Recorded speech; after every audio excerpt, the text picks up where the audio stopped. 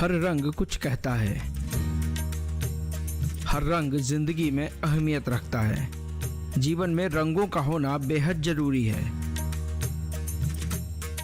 रंगों के विज्ञान को समझकर ही हमारे ऋषि मुनियों ने धर्म में भी रंगों का समावेश किया। पूजा के स्थान पर रंगोली बनाना हो या माथे पर तिलक लगाना, हाथों में मेहंदी रचानी हो या पैरों में महावर लगाना, इंसान से लेकर घरों की दीवार तक रंग हमारे मनोविज्ञान को प्रदर्शित करते हैं। तो आज बात रंगों से लबरेज त्योहार की।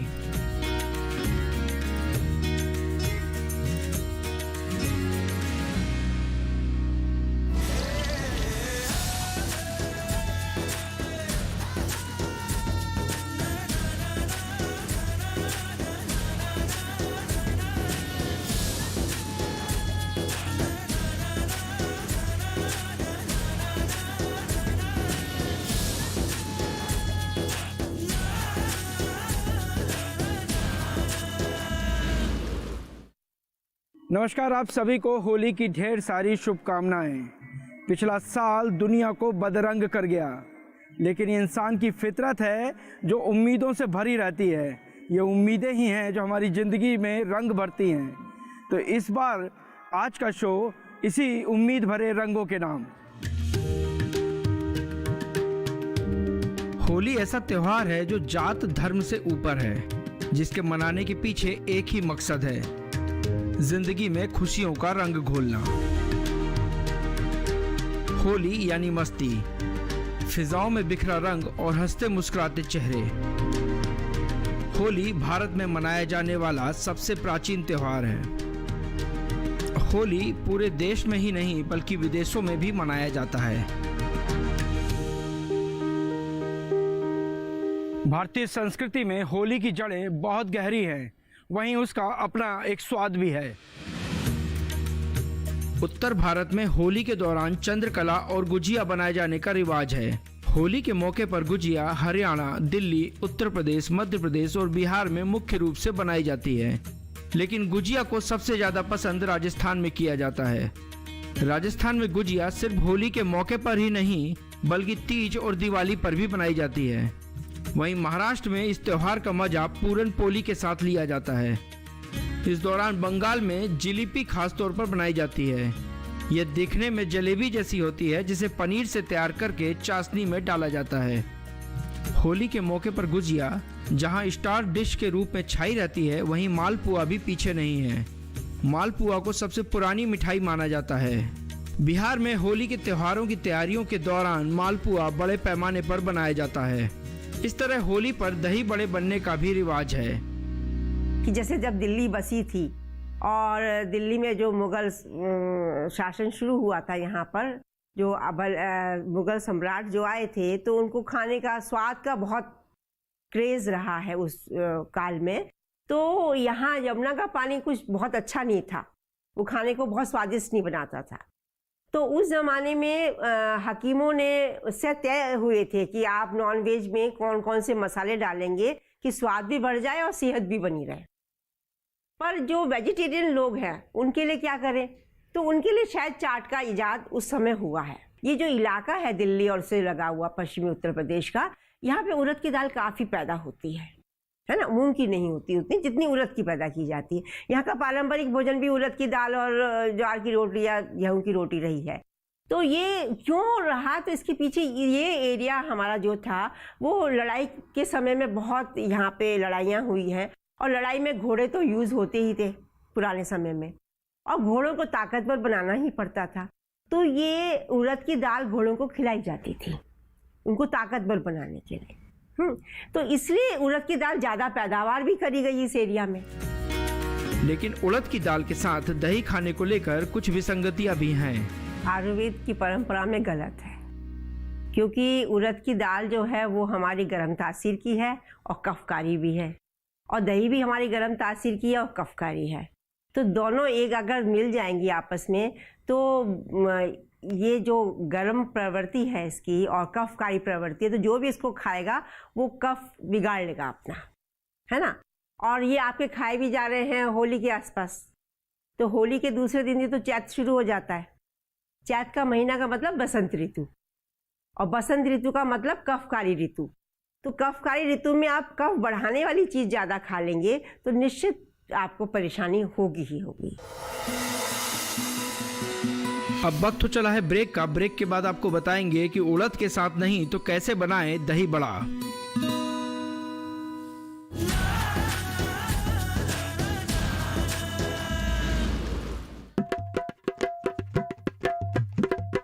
कुछ नया सोचने की हिम्मत,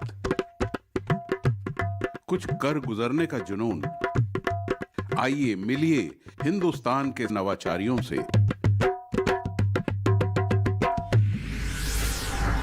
कच्चे रास्ते पक्के इरादे, हर गुरुवार शाम 4:30 बजे सिर्फ डीडी किसान पर।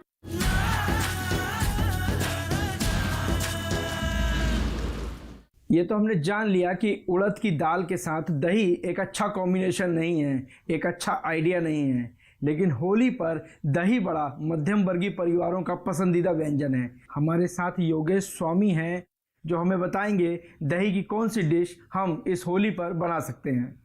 तो योगेश जी, इस होली पर हमारे दर्शक दही का कौन सा पकवान बनाएं, कौन सी डिश बनाएं? जैसा आपने कहा कि उड़द और दही का कॉम्बिनेशन बहुत आइडियल नहीं है, तो उसी कॉम्बिनेशन को आइडियल बनाते हुए उसी डिश को बनाएं और बस एक इंग्रेडिएंट चेंज कर देते हैं। उड़द की जगह जो होना चाहिए वो इंग्रेडिएंट डाल देते हैं और मूंग की दाल के दही बल्ले ही बनाएं। अच्छा जी। स्वाद उतना ही होगा जितना उड़द की दाल का होता है? हाँ, या उससे अच्छा होगा? आप पहचान नहीं पाएंगे स्वाद में, स्वाद अच्छा ही होगा। कुछ ही वर्षों से ये समझ में आना शुरू हुआ था कि मतलब आयुर्वेद के अनुसार ये विरुद्ध आहार है उड़द और दही। अगर हम प्राथमिकता सेहत को दें तो पीछे से पीछे स्वाद हम कितना भी एलैबोरेट कर सकते हैं, पर यदि हम स्वाद को प्राथमिकता देंगे तो पीछे से उसमें बहुत सेहत जोड़ पाएँ ये संभव मुश्किल है। उड़द और दही जब खाते थे तो विरुद्ध होने के कारण कभी भी हमें वो हेल्थ बेनिफिट्स मिल ही नहीं सकते थे, और आज हमने उस स्वाद को तो अचीव कर लिया सेहत के साथ साथ, लेकिन जब हम उस ढर्रे पे चल रहे थे तो स्वाद ज़रूर हमें मिल रहा था लेकिन सेहत से शायद हम कहीं बहुत नीचे गिर रहे थे। बहुत बढ़िया। तो चलिए शुरू करते हैं। क्या करते हैं उसके लिए पहले? उसके लिए सबसे पहले देखिए इंग्रेडिएंट्स, जैसे हम ये लेंगे अपनी मूंग की दाल लेंगे, और मूंग की दाल ये महत्वपूर्ण है कि हम धुली हुई भी आती है और छिलके के साथ भी आती है, तो छिलके वाली लें तो बेहतर है, क्योंकि छिलका उतारने की जो प्रोसेसिंग है और वो पॉलिश उसमें एक एज एडेड इंग्रेडिएंट या केमिकल जुड़ जाता है, तो उससे बच सकें तो अच्छा है। 2-2.5 घंटे से 3 घंटे तक भिगोएं आइडियली, तो ये अच्छी तरह भीग जाती है। कैसे चेक करना है, जैसे आप एक दाना कोई उठाएं और ऐसे नाखून अगर इसमें पंच करें तो ये टूट जानी चाहिए। जी जी। तो लेकिन जिन घरों में थोड़ा सा समय की कमी होती है तो वो क्या करें, छिलका उतरी हुई मूंग उपयोग में ले आएं? देखिए वो कमी का क्या है कि जब भिगोनी है तो हमें एक्चुअली कोई काम करना नहीं है। हाँ, भिगोएंगे आप, उसको भी भिगोएंगे और इसको भी भिगोएंगे, सिर्फ फ़र्क ये है कि ये जो छिलका उतारने का प्रोसेस है, तो थोड़ा सा अगर हमें एक कॉस्ट का और हेल्थ का कहीं ना कहीं बीच में एक बैलेंस अगर स्ट्राइक करना है तो चॉइस आप क्या चूज़ करते हैं आपके ऊपर है। तो ये जो दाल आपने भिगोई है इसका छिलका कैसे उतारेंगे? जब हम 1-2 बार रगड़ेंगे दाल को तो वो छिलका छोड़ देगी पूरी तरह से और छिलका पानी में आ जाएगा। अब पानी को हिलाकर और पसा देना है। ठीक है। एक महत्वपूर्ण बात यहाँ पर यह भी है कि दाल पीसते वक्त उसमें हम पानी ऐड नहीं करेंगे। अच्छा। तो ये जैसे आपने इसका ये भोजन की कार्यक्रम की तैयारी के लिए आपने ये दाल पीस के रखी है, तो इसमें पानी बिल्कुल ऐड नहीं किया? पानी, जो भीगी हुई दाल थी उसने जितना नेचुरली पानी सोख किया था ये उसी में पिस गई। ठीक है, पीस लिया आप। इसके बाद क्या करेंगे? अब पीसने के बाद इसमें जो सीक्रेट कहिए या इसको इस रेसिपी का कोई भी भल्ला या जो चीज़ हमें बनानी है तलकर, और अगर वो फ्लफ़ी बने और बहुत हल्की बने तो उसका जो राज है वो इसके फेंटने में।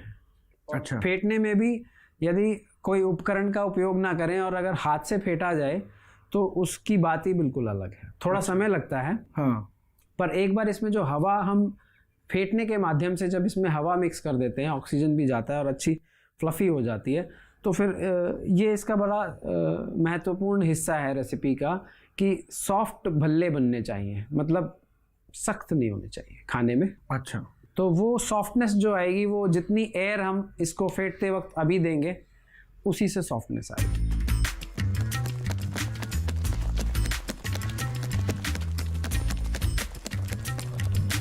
कि जब अब ये पूरी हवा इसमें भर जाएगी तो आप लगभग बर्तन को पलट भी देंगे इस तरह से तो आसानी से गिरेगा नहीं। हाँ, देखिए उल्टा कर दिया मैंने, कुछ नहीं गिरा। बहुत बढ़िया। ये सबसे महत्वपूर्ण चरण था इस पूरे प्रक्रिया हाँ, इस रेसिपी का ये बहुत महत्वपूर्ण।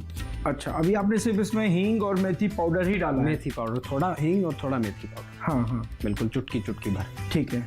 और बाकी मसाला भी कुछ भी इसमें कोई मसाला नहीं जाएगा। हाँ, नमकीन इनको करना होगा तो वो बाद में नमक के पानी में डालेंगे, अभी।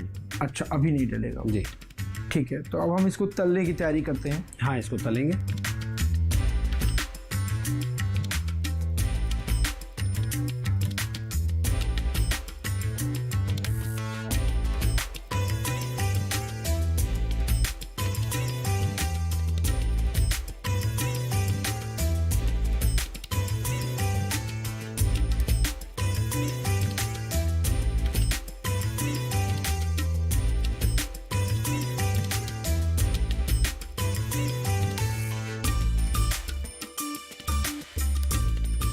जो दही है इसको, ये बड़ा इम्पोर्टेंट है कि इसको अच्छी तरह फेंट लें ताकि इसमें एक भी कण वैसा ना रह जाए, मतलब गुट्टे या गुठलियाँ ना रह जाएं, दही बिल्कुल क्रीमी हो जाए।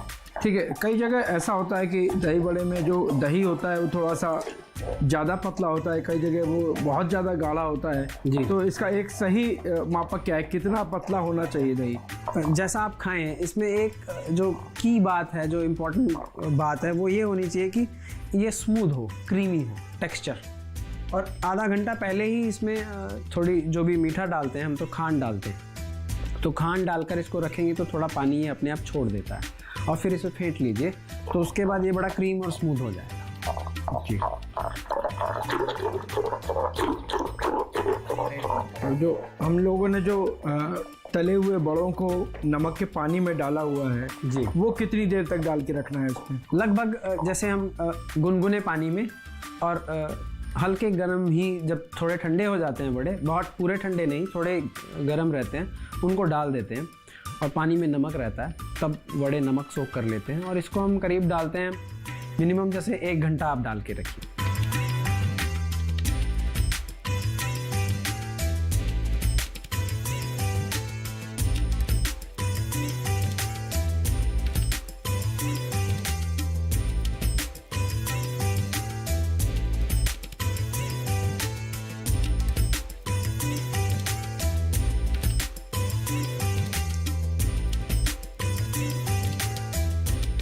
वाह, ये दही भल्ला तो लाजवाब है। और अभी तक शायद मैंने जितनी बार दही बड़े खाए होंगे ये उसमें एकदम अलग है, बहुत स्वादिष्ट है। और इसकी सेहत की बात बताकर तो आपने एक तरह से सोने पे सुहागा कर दिया है। ये शायद होली का सबसे अच्छा भोजन आज मिला है। आपकी पत्नी रजनी जी ने भी हमें वादा किया है कि इसके बाद वे हमारे लिए एक महारसायन औषधि बनाएंगी, तो वो भी हम ट्राई करेंगे। यहाँ एक रंग बिरंगा ब्रेक ले लेते हैं। ब्रेक के बाद बात करेंगे महारसायन की।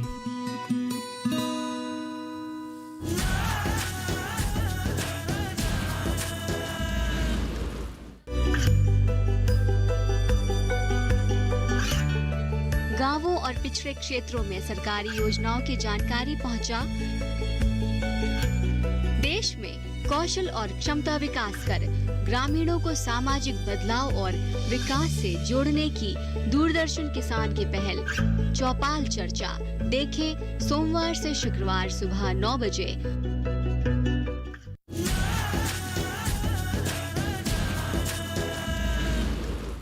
स्वास्थ्य, सेहत और इंडिया का ये होली विशेष कार्यक्रम है और अब हम कार्यक्रम के अंतिम चरण में आ गए हैं।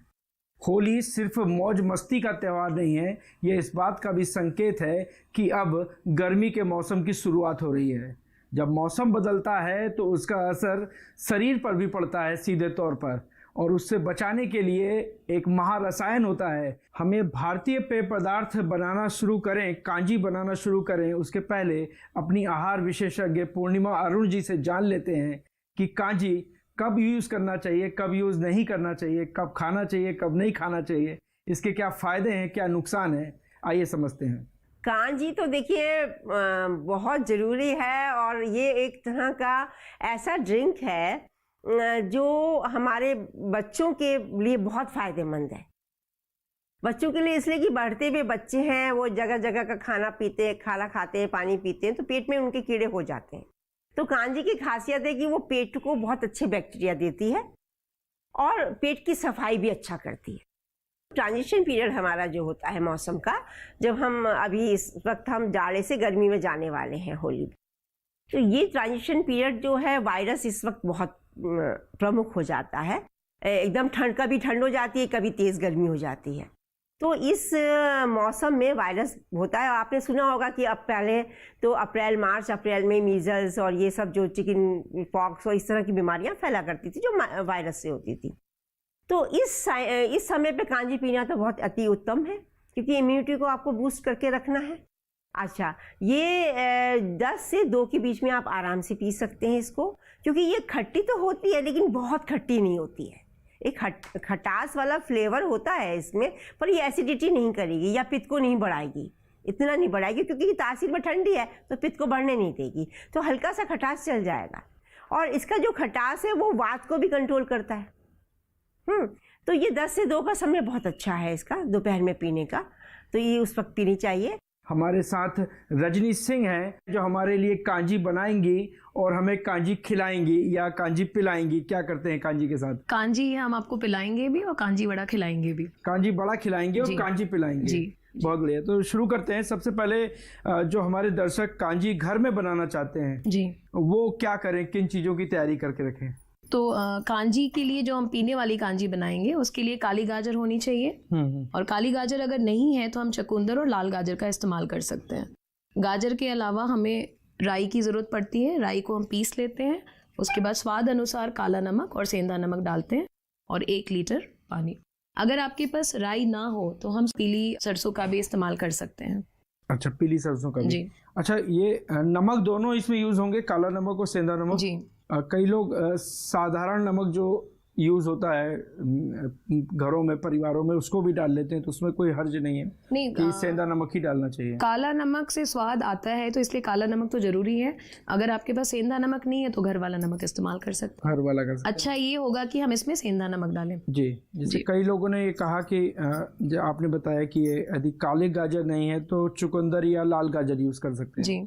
पर कई लोग काली गाजर के साथ चुकंदर भी डाल देते हैं। चुकंदर बेसिकली हम लोग रंग के लिए यूज करते हैं, तो वो चुकंदर इसलिए डालते हैं ताकि रंग अच्छा है। अच्छा, रंग के लिए जी, होता है, लेकिन प्राथमिकता के तौर पे काली गाजर को ही उपयोग में लाना चाहिए। जी। तो पारंपरिक तरीका है कि आप काली गाजर की ही कांजी बनती है। तो शुरू करते हैं। सबसे पहले क्या किया जाता है इसमें? सबसे पहले जैसे ये मिट्टी की हांडी ली जाती है, इसमें हम ये 1 लीटर पानी हम डालते हैं। ठीक है।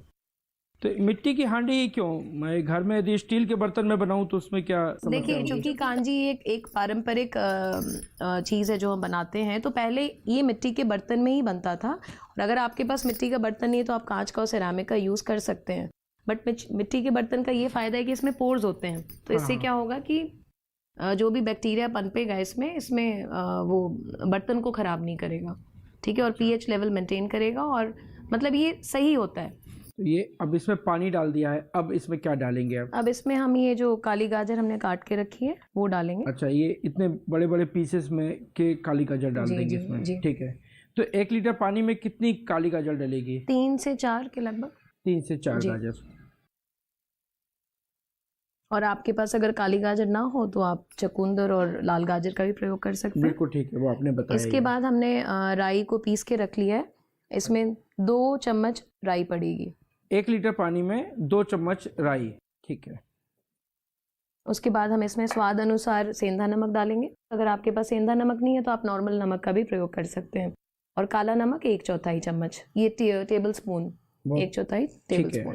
आपका मसाला इसमें मिक्स हो गया पानी में, जी। अभी क्या करेंगे इसको? उसके बाद हम इसको एक सूती कपड़े से इसका मुंह को बांध देंगे अच्छा, और फिर इसको हम 3 से 4 दिन के लिए फर्मेंट होने के लिए रख देंगे।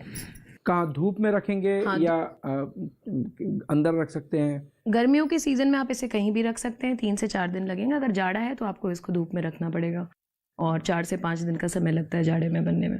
4 से 5 दिन का समय इसको बनने में लगेगा।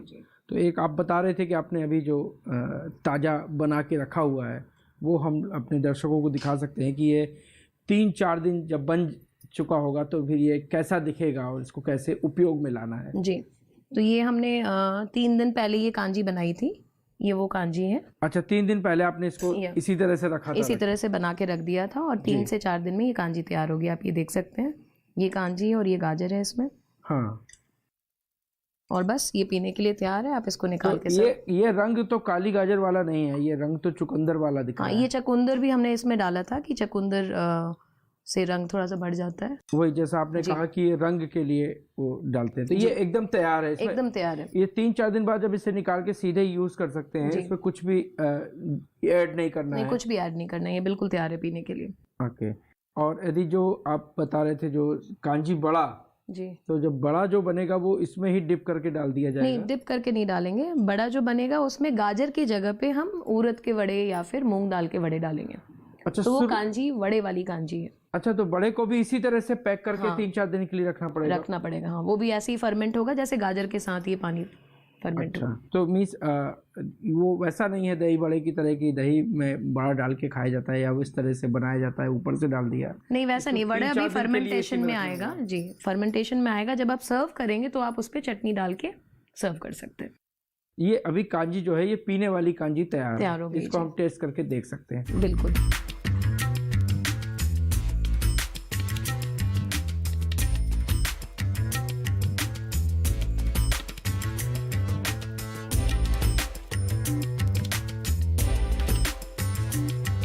का बहुत अद्भुत स्वाद है। आप सामान्य तौर पर कब बनाती हैं कांजी? अभी गर्मी की शुरुआत में ही या साल भर पीते हैं? अधिकतर ये अभी चूंकि गाजर का मौसम है अभी तो अच्छी तरह बनता है। ये गर्मी के शुरुआत में ही पीना शुरू कर देते हैं।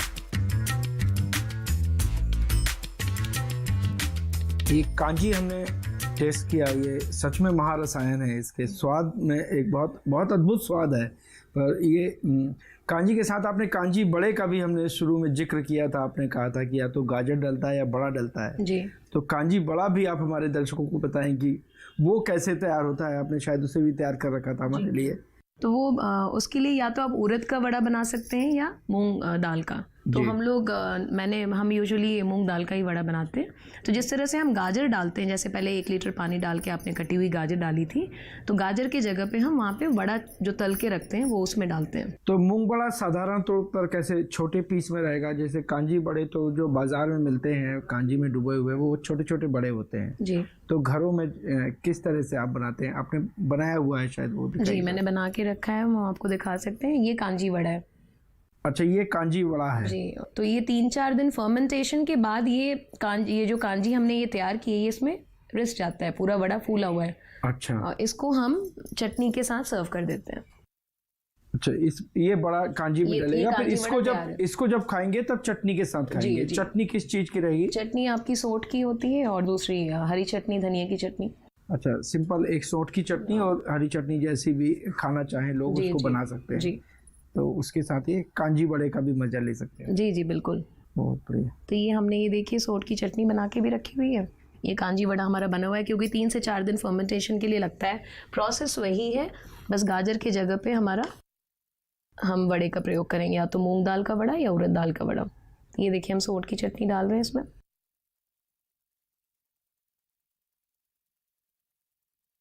ठीक है, लेकिन ये कांजी में डूबा हुआ था, पर इसमें कांजी का पानी भी रहता है।